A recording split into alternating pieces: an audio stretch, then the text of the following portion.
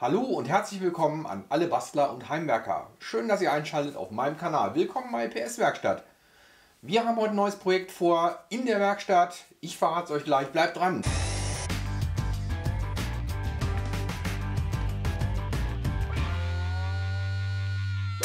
Ich habe festgestellt, ich habe jetzt schon über 100 Videos auf meinem Kanal hochgeladen. Das ist eine ganze Menge. Und da gibt es eine Sache, die mich immer wieder, naja, ich will nicht sagen stört, aber die auffällt, wo ich denke, das geht besser, das kann man besser, das kriege ich vielleicht auch besser hin. Und zwar ist das Presetting in der Werkstatt. Schwerpunktmäßig die Beleuchtung. Und da bin ich immer so ein bisschen am Feilen, auch in der Post-Production kann man ja noch eine Menge rausholen, Farben oder Weißabgleich oder was auch immer. Das klappt mal besser, mal schlechter. Ich bin da ja auch kein Profi. Ich habe festgestellt, mir fehlt so ein kleiner Eye-Catcher in der Werkstatt. Also irgendwie, wo man mal, vielleicht auch mal, wo man den Blick drauf verweilen lässt. Und am liebsten würde ich sagen, da gehört hier was hin. Und zwar bin ich dann auf die Idee gekommen, ich brauche noch ein ordentliches Werkstattlogo. Ein Kanallogo fehlt mir noch. Leute, ich baue mir heute ein Kanallogo aus Holz und das soll auch beleuchtet werden. Und ich habe auch schon Material besorgt. Schaut mal hier. So, wir haben jetzt hier noch ein Stück Multiplex. Meine Idee war jetzt, ich nehme ein Kanallogo und den Schriftzug Werkstatt, also PS Werkstatt, vergrößere das, druck das aus und klebe das hier aufs Holz. Dann kann ich das nämlich schön aussehen. Das würde dann ungefähr so aussehen. Und das gleiche gilt natürlich auch für das Logo. Das habe ich mir auch entsprechend besorgt, vergrößert. Ja, das muss ich jetzt noch ein bisschen schön ausschneiden und dass das übereinander passt hier, weil, ja, so, da muss es hin. So, totaler Quatsch. Mein Drucker kann leider nur DIN A4. So in etwa. So wird das aussehen. Da säge ich die Buchstaben aus. Hier säge ich das als negativ aus. Ich weiß noch nicht, wie es wirkt, aber das sehen wir ja dann hinterher. Ich richte mal die Bandsäge ein und da mache ich direkt weiter. Für die Beleuchtung habe ich dann jetzt sowas hier, so LED-Stripes. Die schauen wir uns dann aber nachher noch später an, wie die aufgebaut sind und wie die angesteuert werden. Wie immer erstmal ein bisschen Kreppband drüber. Das können wir schon hier auf die Höhe machen. Kostet jetzt ein paar Bahnen, aber dafür kriegt man dann auch wieder super Abnehmer. Und wer schon mal das Video gesehen hat mit diesem Wandschmuck, ich glaube zum Valentinstag hatte ich das für meine Frau gemacht. Dieser Wandschmuck mit der Kaffeetasse. Und da habe ich tatsächlich die Vorlage, die hatte ich ja noch mit der Laubsäge ausgesägt. Die habe ich tatsächlich direkt aufs Holz geklebt und das habe ich mich schwer getan, das nachher wieder runterzureißen. Meine Herren. Ja, Alternative wäre, man könnte das jetzt hier irgendwie drauf pausen vielleicht. So, was fehlt mir jetzt? Natürlich der Prittstift. Oh, hoffentlich habe ich noch einen. So, nachdem ich jetzt tatsächlich durch das halbe Haus gerannt bin, aber da ist er. Einwandfrei. Ich dachte schon, ich kann aufhören, bevor ich überhaupt angefangen habe. Legen wir gerade mal geschwind hier drauf, die Dinger.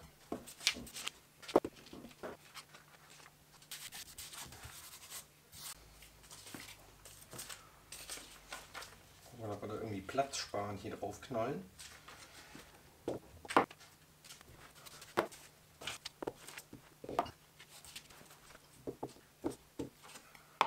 Falls sich die ersten an meinen grammatikalischen Fähigkeiten zweifeln, obwohl daran zu zweifeln, die Frage müsste ich mir auch mal stellen. Aber nee, ich versuche jetzt alle so ein bisschen Platzspann hier aufzukleben, das alles.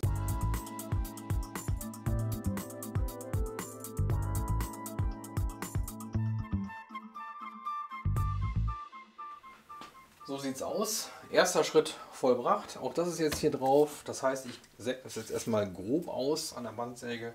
Genauso auch die einzelnen Buchstaben hier, bevor ich mich dann ans komplett aussägen mache.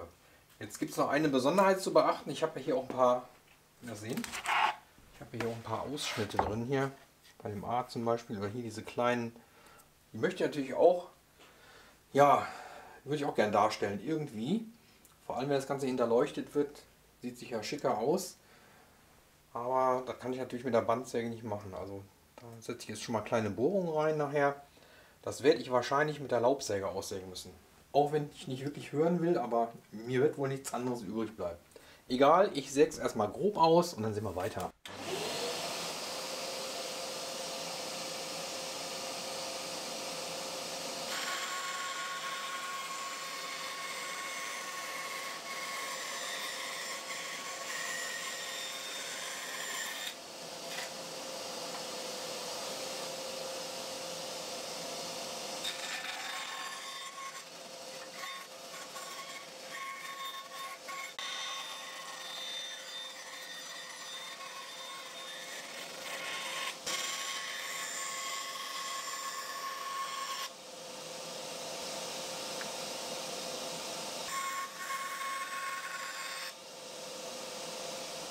Das ist natürlich jetzt auch dran.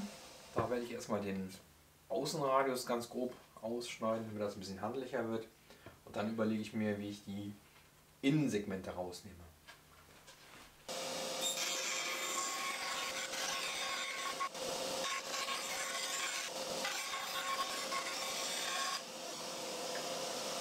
Hier möchte ich jetzt, wie gesagt, die kleinen Aussparungen vorbohren, dass ich hier vorne und hinten jeweils eine Startbohrung setze. Zudem auch bei den geschlossenen Ausschnitten, wo ich nachher mit der Laubsäge reingehen muss. Da setze ich eine kleine Bohrung, 4 mm, habe ich mir jetzt mal vorgenommen. Das machen wir, bevor wir mit den anderen Aussägearbeiten weitermachen.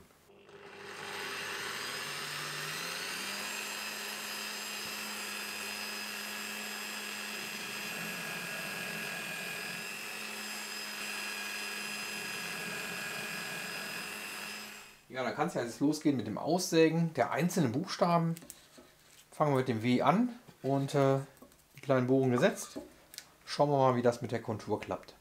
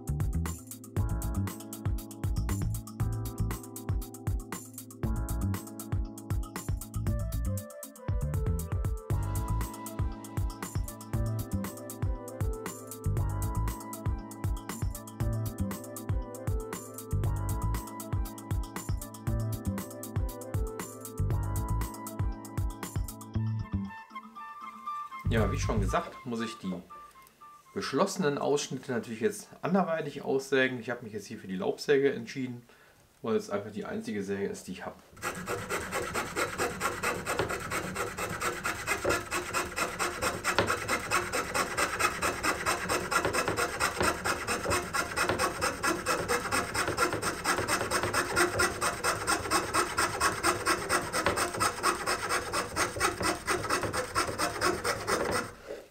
Jetzt ausgesägt, kann ich jetzt das Papier auch wieder entfernen. Das hat ja sowieso nicht so doll gehalten. Aber was ja noch viel besser ist, ich muss hier auch nur das Kreppband abziehen und dann haben wir auch schon das Originalholz wieder. Mal sehen, ob ich das jetzt hier so ohne weiteres runterkriege.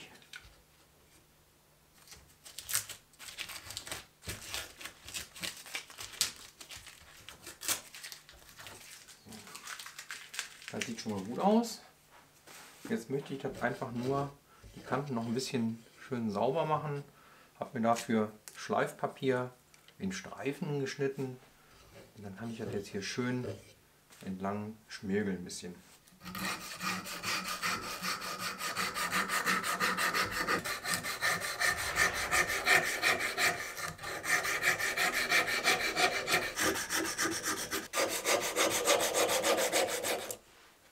So Leute, die Buchstaben sind fertig, alle ausgesägt und geschliffen, geschmirgelt. Und wenn ich sie mal hinlege, sieht schon mal richtig gut aus. Natürlich fehlt jetzt das hier noch, aber ganz ehrlich Leute, ich weiß nicht, wo mir die Bandsäge da richtig helfen kann. Ich vermute, ich muss das alles von Hand aussägen. Hier die Kontur, das wird ein bisschen knusselig. Okay, so ganz genau wird man das eh nicht hinkriegen, aber da schwanet mir schon vor. Ja, und hier diese Innenkonturen, ohne dass ich da wirklich einen sichtbaren Schnitt von außen mache, kriege ich nicht hin. Also ich werde in den sauren Apfel beißen müssen, das komplett von Hand aussägen. Ja, dann ich würde sagen, fangen wir mal an. Je länger wir quatschen, desto länger dauert es auch noch, ne? Fällt mir bei der Gelegenheit gerade ein. Mein Vater hat früher immer gesagt, gib Gas, wenn du weißt, dass du langsam bist. Also, das nehme ich mal zu Herzen und werde jetzt direkt weitermachen. Auch hier muss ich natürlich wieder mit den Startbohrungen anfangen, die ich hier setze, weil ich eine geschlossene Kontur habe.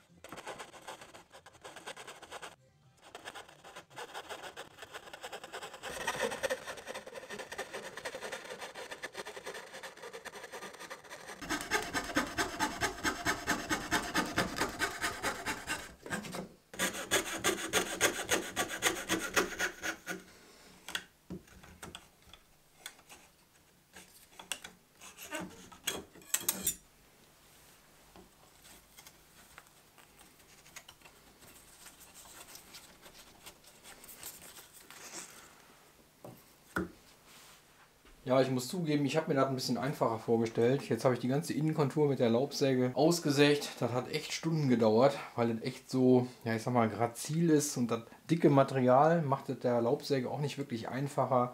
Ich habe mich jetzt dazu entschlossen, das außen doch irgendwie mit der Bandsäge auszusägen. Das muss ja nicht hundertprozentig die Kontur sein, kriege ich sowieso nicht hin. Aber ich versuche das mal, gehe das Risiko mal ein hier.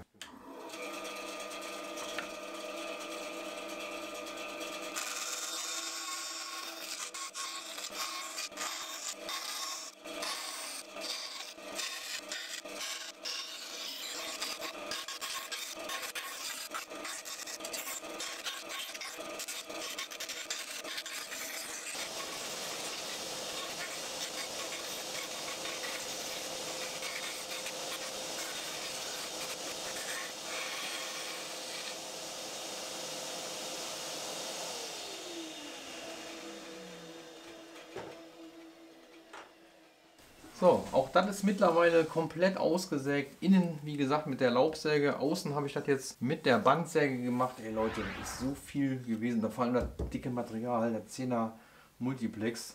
Da weiß man am Ende echt, was man getan hat. Da hatte ich keine Lust mehr zu. Ich werde jetzt noch das Papier hier abmachen. Auch alles schön ein bisschen abschleifen. Und dann geht's weiter.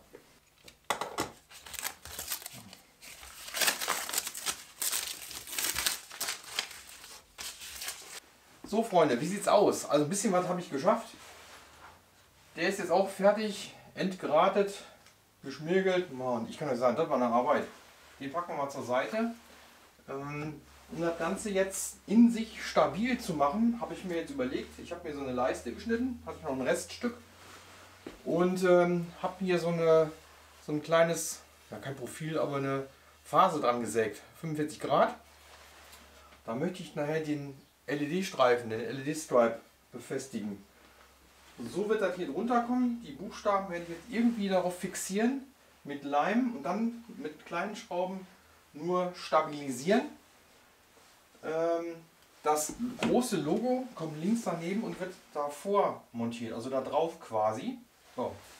Ja, und wenn das alles gemacht ist, kann ich den ganzen Kram streichen. Ich werde also jetzt jeden Buchstaben nach Möglichkeit mit 2 kleinen Schrauben nachher sichern. Und da suche ich mir dann die Auflagepunkte auf, wo der Buchstabe hier auf der Leiste anliegt.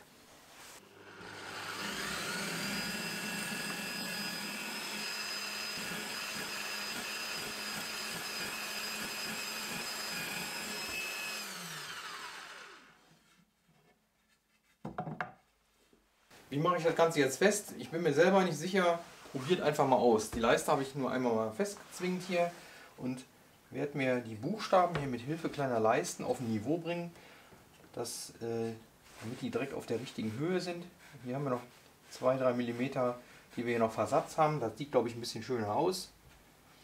So, dann werde ich da jetzt ein bisschen Leim drauf machen auf die 2 Punkte, eine Zwinge dran und hinterher dann noch kleine Schräubchen reindrehen.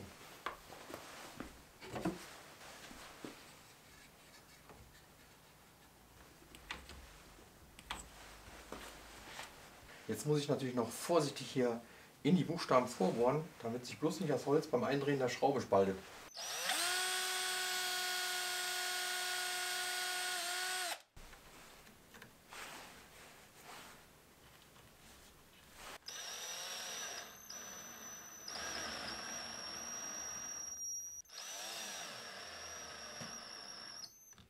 Ja, prima aus.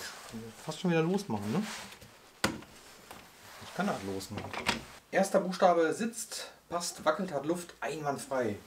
Können wir direkt die anderen hinterher schieben.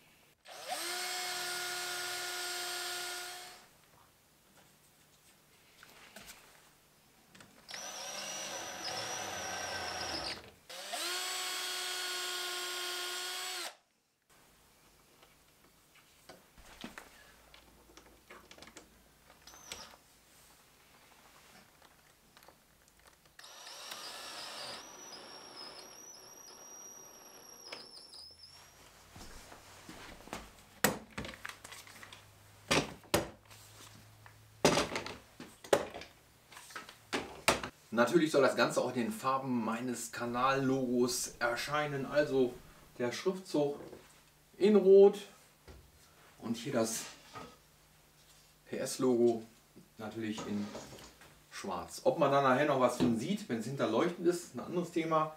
Aber wenn es mal an der Wand hängt, dann soll es ja auch ordentlich aussehen. Also da pinseln wir gerade mal ein bisschen und dann sieht das schon richtig gut aus.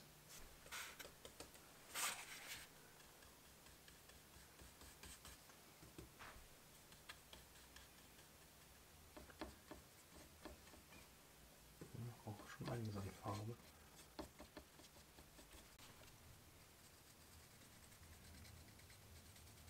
Unser PS-Logo natürlich genauso.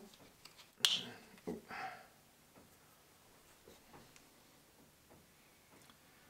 bisschen schwarze Farbe. Das ist nämlich ein bisschen mühselig hier, die Kontur. Aber das muss sein. Alternative wäre Sprühen. Sprühfarbe müsste ich echt extra kaufen. Die hatten wir da. Meine Frau hat ja alles Mögliche an Farben. Von daher passt das schon. Schaut euch das an. Ist das nicht geil? Der Schriftzug ist fertig. PS Werkstatt. Also das ist natürlich nur Werkstatt, klar. Dann werden wir jetzt verheiraten. Und zwar mit dem anderen Logo. Da ist es. Auch das packen wir jetzt daneben und schrauben das jetzt fest. Bin ich auch schon gespannt gleich. So, 2 Schrauben rein. Wobei die eine ja durchgehend ist. Die kann ich jetzt im Grunde nur mal hier so mal reinstecken.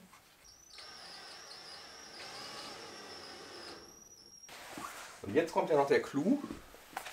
Habe ich euch ja am Anfang gezeigt. Das Beleuchtungsmodul. Da kommt ja noch ein LED-Streifen auf die Rückseite. Das schauen wir uns mal an. Dann packen wir das mal gerade aus. Da ist nämlich allerlei drin. Aber als erstes mal hier eine kleine Beschreibung, wie das funktioniert. Dann noch eine coole Fernbedienung, die hier mir ermöglicht, in allen möglichen Farben das Ding leuchten zu lassen und auch die Helligkeit ansteuern zu können. Ich bin gespannt. Ja, und dann das Ding als solche hier. Als ich das erste Mal ausgepackt habe, da habe ich so ein bisschen so gefühlt, habe ich gedacht, das sieht ja so aus und fühlt sich ein bisschen so an wie so eine alte Super 8 Filmrolle von meinem Vater. Da haben wir nämlich auch zuhauf die Filme von Hand aufgewickelt. Irgendwie hat das doch ein bisschen Charme, so ein bisschen Retro-Charme. Das rolle ich jetzt mal ab hier. Hier vorne hat das Ganze so einen Anschlussstecker. Und da ist so ein Kabel dabei. Jetzt mal gucken, wo das Kabel hin ist. Hier, da ist so ein USB-Kabel dabei. Auf der einen Seite USB und auf der anderen Seite hier so ein ist das ein Klinke, ist das nicht? Hier so ein runder Stecker, wo ich das praktisch hier verbinden kann. Also, wir rollen das Ganze erstmal ab hier. Das ist ja auch der Grund, warum ich hier so eine Schräge dran gemacht habe. Damit genau dieses LED-Band da nämlich aufpasst. Das ist nämlich die Breite der Schräge, entspricht nämlich der Breite des Bandes. Da habe ich extra schon drauf geachtet. Jetzt müsste man das irgendwie hier festkleben können. Ich hoffe, das hält auch. Das soll selbstklebend sein, das Zeug. Kann man tatsächlich aufkleben hier. Das blaue Band hier abziehen. Und dann gucken wir uns das jetzt mal an.